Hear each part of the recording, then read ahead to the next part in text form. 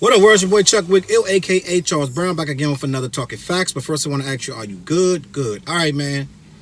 Your boy Joe Budden, back at it again, being Joe Budden. Right? I used to say Joe Buddens with the S, and everybody used to clown me for that.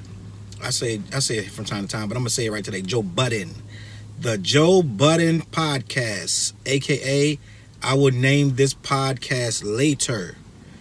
Did Joe Budden just destroy yet another opportunity for Joe Budden? Did he just destroy the podcast that has become the centerpiece of attention for how to build a podcast going forward? I think we have seen Budden reinvent himself into a premier podcaster, doing what he's always been doing. Like, if you really pay attention to Budden's career, Joe Budden's career, he's always been talking shit about somebody for some reason. The difference is now, it don't get him into trouble like it used to. It used to get him jumped and beat up and shot at, and you know what I'm saying? Like, Budden always have something to say about another artist or actor or celebrity, and that's put him in the perfect position to have a podcast. Because now podcasts are a way for people to waste mad time listening to nothing. You know what I'm saying? And I do it. I listen to them. Podcasts be an hour, 2 hours, 3, depending on what it is. And if you got the time, you sit there, you listen to Drink Champs, or you listen to, what's the other one? Rap Radar, or whatever these other ones called. And then they got the podcast about Mogul. Did y'all listen to the Mogul podcast about Chris Lighty and all that? That's a dope podcast. It's quite a few good podcasts out there. You got the, was it Making a Murderer? I believe that one was a podcast. They have so many different flavors, books, all that good stuff. Like, they talk about everything. And Budden has jumped into this lane after years of swimming and just creating $1 out of 15 cents for every single thing that he does. Now, I have been, for lack of a better word, I've been very vocal about my feelings on Joe Budden. I actually have a video that I did a few years ago on my other channel called What Really Happened at Slaughterhouse, because I did a 3-city tour with Joe Budden of Slaughterhouse. It's on my other channel, CLBMG. And if you watch that video, you'll hear various different little, things that happened during that tour, which to this day I find funny, but it's things that built my opinion of Joe Budden. Joe Budden had already become the Joe Budden, the rapper. He wasn't like some new guy coming up. He was already had a solo career, had already left Def Jam, had already been independent. Then he was with Slaughterhouse. All of that stuff had already happened. So we were getting full-on Joe Budden when I did my tour with Joe Budden and his manager, and Royce. It was Joe, Royce, Joel Ortiz, and Crooked Eye. And I dealt with various of his managers, and this is when I first learned, in my opinion, this is when I first learned that Budden blows up everything that he touches. For some reason, if you know anything about this guy, you know him from, whether you know him from Love and Hip Hop, whether you know him from the rapper, the kid that got signed to Def Jam and got into it with Jay-Z over the song. Yeah, Jay-Z rapped over his song, over Pump It Up, but Jay-Z was doing it to everybody's song. I don't think nobody took it as personal as Joe Budden did. But whatever. So you got that Budden, you got the Joe Budden who said he was better than Method Man. Joe Budden, which led to Raekwon and them catching him on that, I think it was either a train or something. They caught him and they had him on camera, made him apologize, like yoked him up. That Joe Budden, who now he does that every day on the podcast and millions of people tune in to hear it. But I saw that his manager, when I did the tour with him, his manager was a female, I can't remember her name, who was ride or die for this guy. Like, right through all of the issues, through all of the people saying, Joe this, Joe that, don't mess with Joe, right? This manager, I cannot remember her name, but at the end of the day, she was ride or die. ended up leaving her, broke off that relationship, fired his whole management team. This is before he went to Everyday Struggle. And I seen this chick riding for this guy riding for this guy. So I'm like, if you burn a bridge like this for somebody who, even when you're wrong, they're gonna go tooth and nail for you, this ain't gonna look good. And this can't be good at all. And sure enough, he burnt the bridge with this guy from Hot 97, Paul. Is it Rosenberg? Burnt that bridge. They had a full-on, you know what I'm saying, just online, just war. Burnt the bridge with Charlemagne and Breakfast Club, and then comes in with a cup of coffee talking about, just everybody else is the problem. Everybody else is the bad guy. Burns up T.H.E, goes and proposes to her, then blows it all up again. Blows it up with these girls, or I don't know, this girl, Bernice. I don't know who these other girls. I didn't really pay attention to the really low stuff, like the really tabloid stuff of, oh, he punched her in the stomach. I didn't really feed into that, because that's conjecture and that's hearsay, and I don't know what really happened. I know he got arrested for taking some girl's phone and not letting her leave. Those charges got dropped. She claimed he wouldn't let her leave, and it was like a kidnap charge. It's anger, it's rage, it's drug abuse, it's all this good stuff, like, you know what I'm saying, or bad stuff, depending on how you look at it, and it's classic narcissistic behavior. So here we are again. So let me explain something. When I saw Budden advertising the show, I'm going back a few years, that they was coming out with DJ Academics. This is before anybody really even knew what DJ Academics looked like. There was about 2, maybe 3 Google pictures of Academics, maybe at best. They were grainy, you know what I'm saying, weird looking little shots of him, probably 5 years before the time you were Googling it. So nobody knew who Academics were. Everybody knew who Joe Budden was. So Joe Budden signed this deal with this show, right? It's called Everyday Struggle. I remember the trailer like it was yesterday. See these two walking, like, you ready? You sure? Whatever. I was like, oh, that's going to be very interesting. So I start watching Everyday Struggle from very first episode. It's like a Stephen A. Stephen A. Smith and, ESPN style, pardon the interruption style rap thing. Pretty straightforward. Joe Budden says he made that concept up and interviewed certain people, and then he came upon Academics was the one. And now, if anybody knows anything, now you're gonna say Budden made that show, right? But if anybody knows anything, Academics was popping like online, like where it really counted, on YouTube. Like, you didn't see his face, but his content was extremely popular because he was doing heavy hip hop, and everyone was watching. Drake was watching Academic. So at the end of the day, they both Budden brought the old school rap base, and Academics brought that young YouTube, the people that don't watch regular TV no more. They just watch YouTube for content. They don't watch cable. They don't, you know what I'm saying? They everything they get is from YouTube. If it happened on cable, they're not watching until YouTube put it up. That crowd. He brought them both. He brought the gangsters, the thugs from the hood that only watch that Chirac stuff. He brought all of that crowd, all the females that's looking for Drake stories and Meek Mill haters. He brought that. Budden brought those loving hip hop, those people who love that constant drama, that, just oh girl, you see what he did? Like, he brought them that black market, and that market of these wannabe fans of, of Budden the rapper. They wanted to come for that. They wasn't getting the rapper, they was getting Budden the talk show host, right? So lo and behold, Everyday Struggle becomes a hit, but you can start to see, if you're me, you can see that how fast is he going to devolve this? Who's he going to piss off first? Who's he going to take aim at and make them so uncomfortable that they can't work with him? Or who is he going to decide he's going to say is mistreating him, mishandling him, taking something away from him? And sure enough, it didn't even last. I don't think Joe was there I think it was less than a year before he was in full-on war with Complex, full-on war with Academics and Nadeska, which they admitted after the fact, when Everyday Struggle ended, and Academics, Wayno, and Nadeska were talking.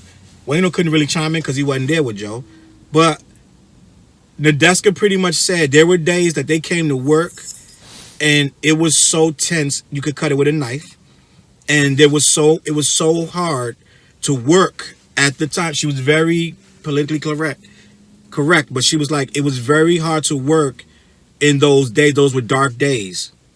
And they also admitted that Budden flipped on them after he said he wouldn't. He flipped because he perceived something that they would do it to him first. Nadeska said it came out of nowhere, that Joe Budden just flipped out of nowhere, started going on Twitter, attacking, and ended up leaving the show, which I already knew he would leave. I go into stuff when Budden announces something, I go into it with a clock. How fast is Budden going to destroy this? How fast is someone going to say something that is not serious at all, or whatever, or they're going to say something real or whatever, or he just gets bored with it? I personally think and you know what I'm saying, Budden, this is his job to speculate on other people's stuff, so that's what I'm doing right. I think Budden gets extremely bored when things are going good. I think it bothers him. I think it's some type of neurosis or something where when things are getting good, he's one of these people who have to blow it up because he feels like it's going to blow up anyway. I meet people like that all the time, where they see a good situation, they get into it, they're like, oh, I like this. Then they start looking for stuff. Like, what's your girl? Iggy, what's her name? Not Iggy, Azalea Banks, right? Azalea Banks. Azalea Banks is, to me, the female Joe Budden with way less money and way less to offer you. But she's just like him. Joe Budden will filter himself somewhat because he knows that there's a bag on the end of it. So he's going to filter him, so he's not going to go full on. She has no bag coming from this. So she has no filter. She's attacking anything, everyone. One minute she's topless, next minute she's cutting a chicken head off, draining the blood, just doing these. Why do you think people do all this stuff? It's attention, right? She attacks anyone, everyone. Someone blows up today for some viral moment, she's coming in to attack them or say whatever. And it's the most ridiculous nonsense, just verbal abuse on anyone at any time. And I believe that they are two of the same. I think that, like I said, Budden will curb it because there's a lot more money on the line for him. But her internet presence comes from her not curbing it. From her going full on, he spit on me, it was racism. Meanwhile, you act like an asshole going into the party from the day one. Why they even invite you, I have no idea. But it turns into this whole thing, right? And I think Budden is the same way. I think Budden, when he blew up, let me start with my shows. It started off with me sending a minivan because they said it was going to be 4 people. My minivan gets there, I get a call. My driver's like, yo, Budden want to talk to you. It's Challz. What's your name, Challz? Yeah. Why did you send this minivan? Why did you send a small ass minivan? Because you said it was 4 people. That's why. Come to find out, they bring in more people. They need another car, all this stuff. But that's not what I was told, right? And that's what's on the contract. But it is what it is. So he get here, and then they got issues and this and that. I got him hotel rooms. No, we want to go home right now. They did a whole show. The show ended at 2. They want to be driven right back to Jersey, which is easily 3.5 hours away from here. They want to be driven back at 2 in the morning when the guy just drove them from Jersey, just to blow it up, just to be assholes. You know what I'm saying? Just to be. The thing was, they were booked with hotel rooms, but just to be an asshole, take me home, right? And that's the stuff I started to see firsthand. Like, my wife had to be like, yo, you're from Jersey, bro, chill out. We don't act like this because she's from there. And the rest of the night, that was the end of the night of the last show, he hugged everybody, got pictures with my wife, pictures with everybody. He respected her because she checked him on that, right? It's a fact. So, long story short, it's the king of just, when it's going well, I gotta put my thumb in it. I gotta throw a wrench in it. You know what I'm saying? So it's like, all right, let me just watch him burn this everyday struggle thing. How fast is this going to? Sure enough, it's problems with Joe. Now if you listen to the comments, right? The comments are, they right there with Joe. Everybody is everybody else. Academic so dumb he won't sign his contract. Everybody got an opinion. It's Nadeska, her feminine ass. Everybody got a comment, but they not looking at Joe. You know what I'm saying? It's never Joe. It's never him. Then does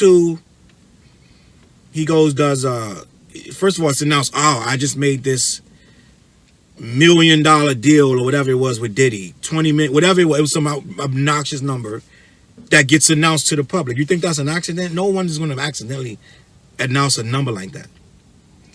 Right? It's a power move to make it where my show is so valuable, even if I don't sign with Diddy, this is how much it costs.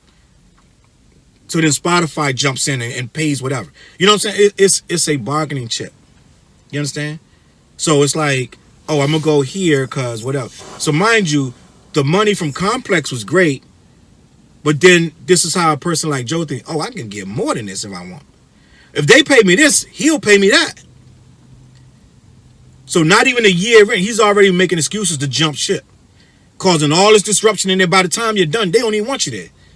The Antonio Brown technique. You know what I'm saying? By the time you're done, they're done. And they'll sign anything to let you go. Whatever contract null and void because you're such a problem, right? It's classic. It's classic nonsense. Chaos and confusion. You know what I'm saying? Let me cause so much chaos. Yeah, I'll get them to give me $1 million up front or whatever it is. Then I'll go over here and get $2 million if I can just make them drop me. Well, that'll be easy. I can do that from Twitter. I can cause enough chaos just on Twitter, let alone going in here causing tantrums every morning. You know what I'm saying? Which was clearly what was happening. So it's like, blow it up, boom, boom, boom, boom, boom. Get the biggest deal ever on Spotify. Supposedly happy. Somebody do the numbers. Tell me how long ago that was. Tell me how long ago that this huge Spotify deal was enough. Because first it was just a podcast.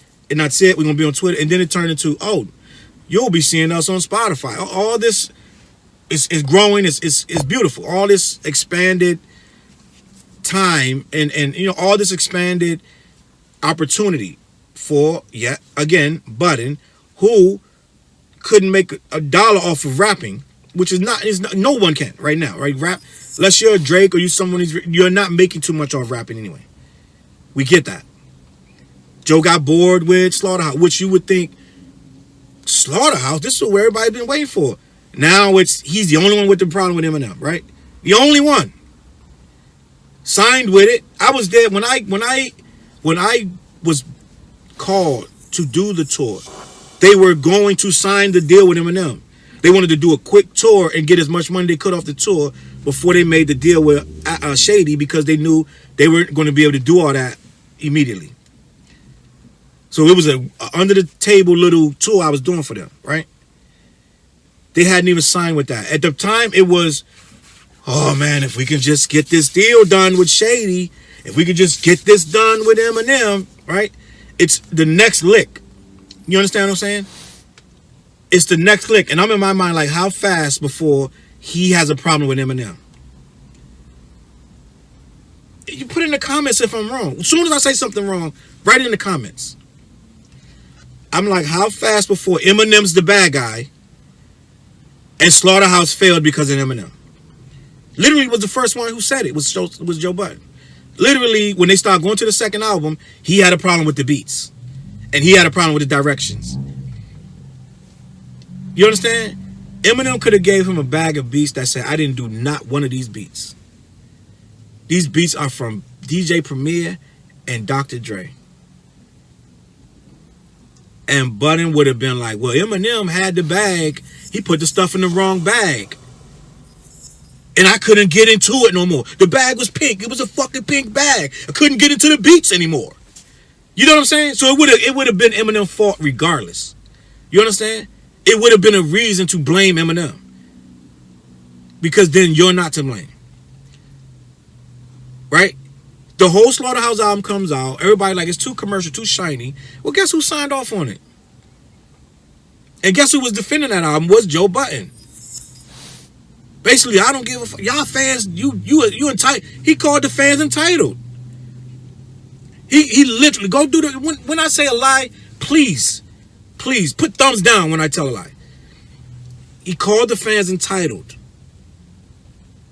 And he really said they don't have to cater to you. Eat it or don't. These are facts. Facts. I ain't got to prove it. You can prove it to yourself. Go look it up. Right? So then we get there. Now it's the problem with Eminem. And then it's a problem. I was like, how long is it going to be before he has a problem with one of or all three Slaughterhouse? How long? And are they going to feed into it? Because it's going to be a problem. This guy has a problem with everybody. So I'm like, which one is going to be? And how soon is it going to be? And then slowly but surely, you saw little digs, and they would drop something. He would say something not too friendly. You know, it'd be like kind of joke, kind of not. So it's like, oh, now he's digging that Slaughterhouse. It's a guy that's just loved the mess, loved to get in and play in it. And when it ain't messy enough, he's gonna mess it up. Little digs at Crooked Eye. Go look it up. They had a little back and forth. Little stuff that if Crooked Eye not smart, he would have fed into it, would have been all out. You know what I'm saying? But he's smart. He's supposed to be Drake's his man, this and that. 4 rap records at Drake for a perceived subliminal. A perceived subliminal. On that was Shopping Bags, the joint with French Montana. Supposedly those are about me. When everybody's thinking that those are for Kanye and Pusha T and whoever else he's supposed to be for. No one in the entire North America, South America, Canada, no one's thinking this is about Joe Budden, but Joe Budden. Joe Budden launches into 4 diss records, to which Drake is like a laughing emoji about. Never ever responds. So if he feels so much to sub you, but he won't sub you or nothing, he won't give you nothing else. You lost that, if that was true. So at the end of the day, we just talked about at least 10 blown up things that's clearly no one else but Joe Budden. And here we are again. After he blew, I don't even know what state of the culture is. I don't know what's going on with that. I was trying to find, I don't know, they added my girl on there, and now I don't know what's going on with the show. It might be back, it might not. But I'm trying to figure out how they even can deal with this kind of person for too long. You know what I'm saying? Like, yeah, you're going to get paid, but can you deal with it? So let's unpack. I didn't even get to this podcast. That's 20 minutes of just history.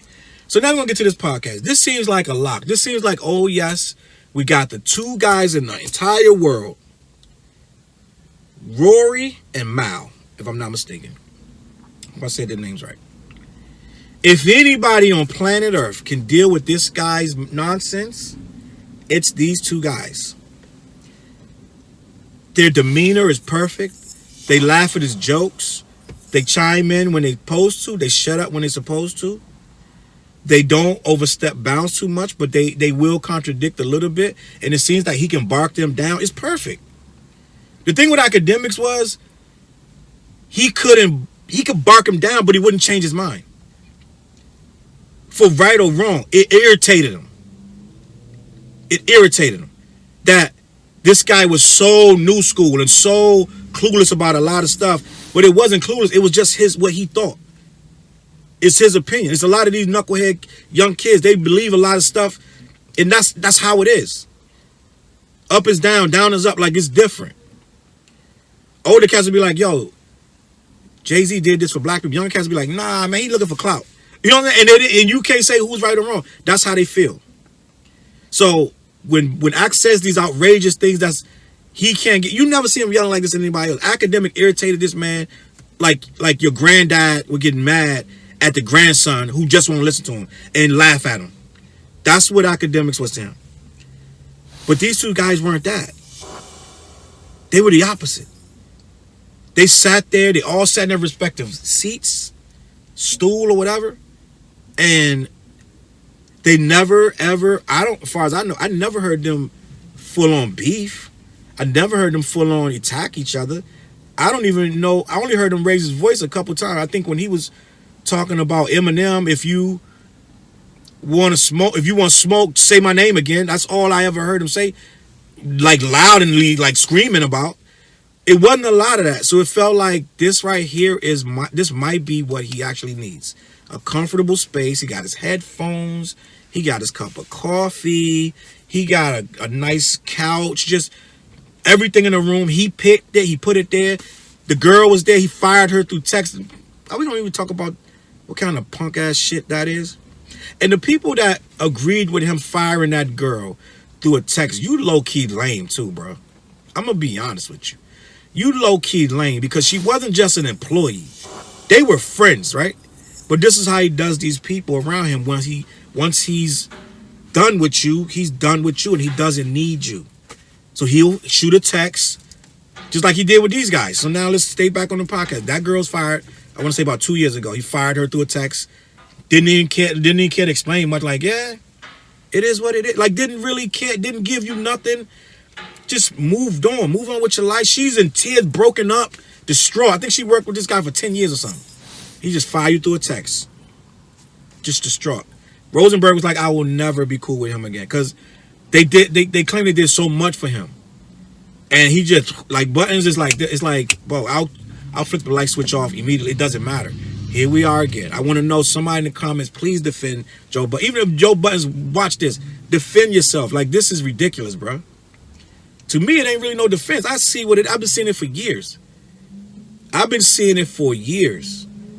I used to rock. So when Joe Budden's first album came out, and he had the joints about suicide and drug addiction, I was like, wow, this kid is deep. He got a lot going on, but you could still even see back then, it's like something off with this kid. Because everything in public, like the album was a work. That was the kind of stuff I was writing. That's the kind of stuff I was working on. Although I didn't have the addiction, and I didn't have a lot of the stuff that he went through, I had my own stuff going on. So it was his pain music. I related to his pain music. I would put that on and vibe to it, right? But as things started to go on, I started to see something different. So here we are with this. Once again, boom, blow it up. You think these two guys are the perfect match? We got it locked in. Let's get to 20 mil. Let's get to 200 mil, whatever it is. We're going to go. I don't even think it's been, again, since he announced this Spotify deal, it don't feel like no more than about 9-10 months. It really just don't. I'm sorry. It cannot have been a year that Joe was on Spotify. Maybe it's 2. I don't know. I doubt it very, very seriously. But it could be 2 years at best. With money like Howard Stern has been in the game about 40 years. Like, you know what I'm saying? 35, 40 years Howard Stern been on radio doing this thing. And they never came to no point where he blew it all up and blew up all his staff. And it never. So a year or two in a space like that with that kind of money on the line, and you've already blown it up like everything else, at some point you the problem. I'm starting to see people that was diehard Budden, like loyalists, starting to be like, I think Joe may be wrong this time. And we don't know what is going on, but I think Joe may be wrong again.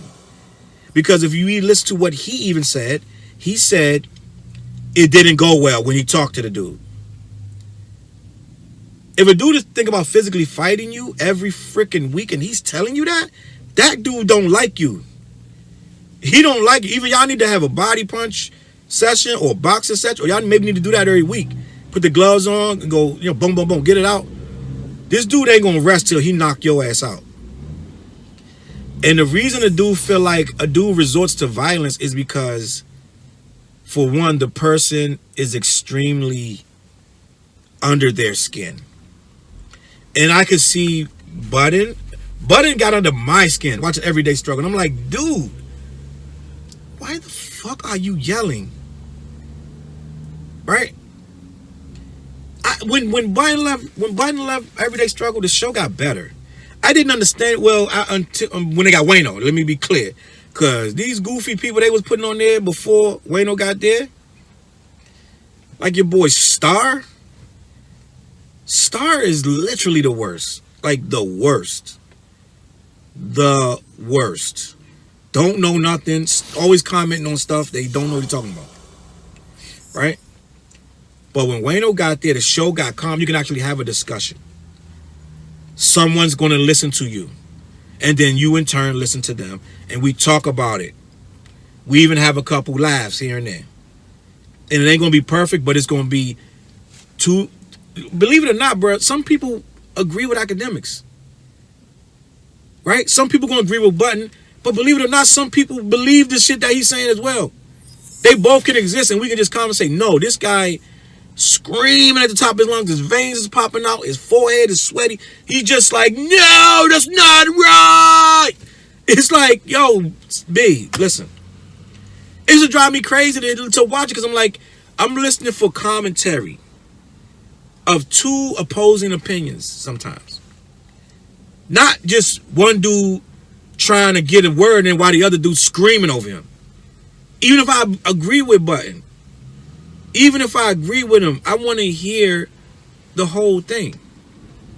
So here we are again. This podcast is in limbo. People thinking it's about money, which it very well could be, but I think this is deeper than money. What happens is when you let a guy name the show after himself, he's going to feel like he is the show. He's going to feel entitled to more money than you, which he probably is. If it's called the Joe Budden Podcast, I'm going to assume you're not splitting that 3 ways. I'm just going to assume that. And when you peel back the layers, these two guys are very important.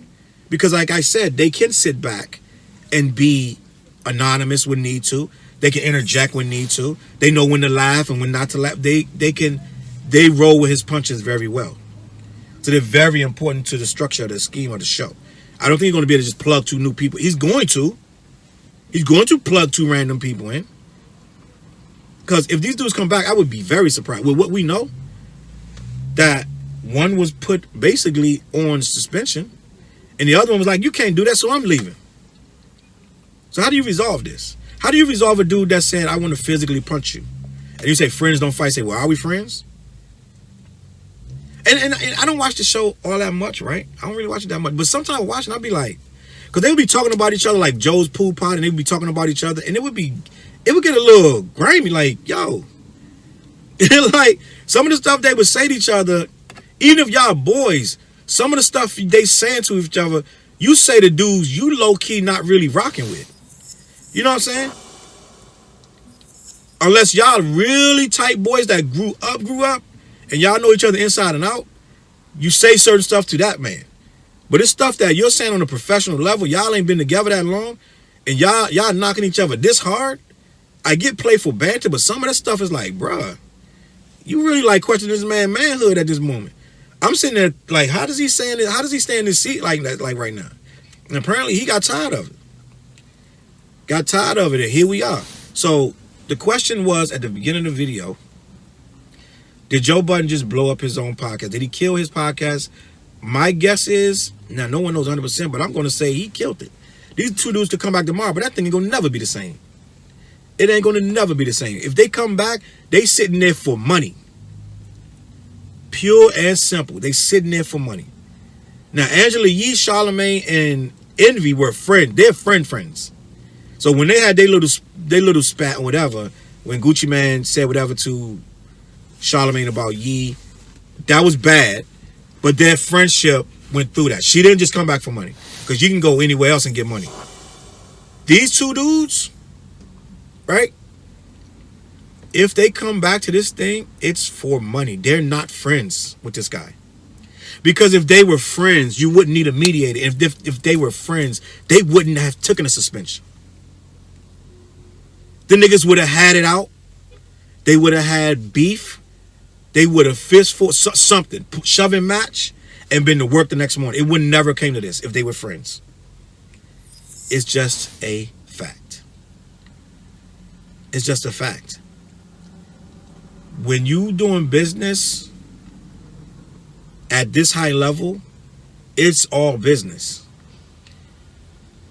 Them dudes was never friends. They were dudes that was cool enough to get on there and kick it with him.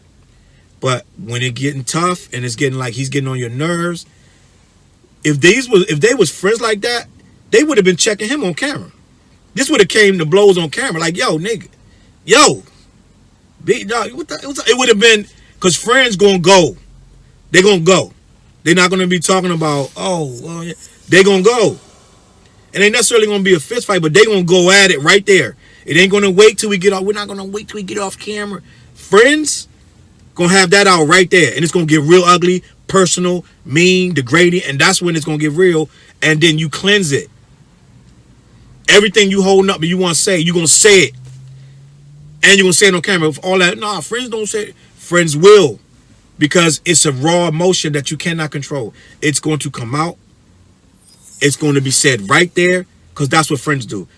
Business associates, they're gonna hold it. They're gonna keep it down and wait till the right proper time. Friends don't do that. That's how you know they're not friends.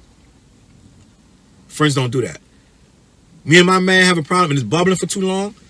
I'm gonna be like, yo, what's your problem? You know what I'm saying? We gonna have, like, let's go. Let's get this over with. Let's scream it out. What we gonna do? Let's go. Too much money over here to be acting like we gonna sit home. So that means they're not friends. So if you're not friends, it's all business. And when you come back on business, pretending to be friends, that podcast is gonna be terrible. So in my opinion, the podcast is over. Let me know when it happens. When it doesn't happen and I'm wrong, then I'll eat that. All right? Joe Buzz, man, grow up. I'm going to catch y'all on the flip side. Make sure you hit the button, hit the like button, subscribe, follow, and get the notifications. Go to CLBMG for more music, merch, and stuff like that there. We got the app, the Audio Liquor app. It's an app for indie artists. We have playlists on there. We got all the different connections, links to lawyers, public relations, and beat makers, and where to load your music. Just a how-to guide to be an indie artist. All right? So go to Audio Liquor Indie on your Android or iPhone. I'm going to catch y'all on the flip side. Peace.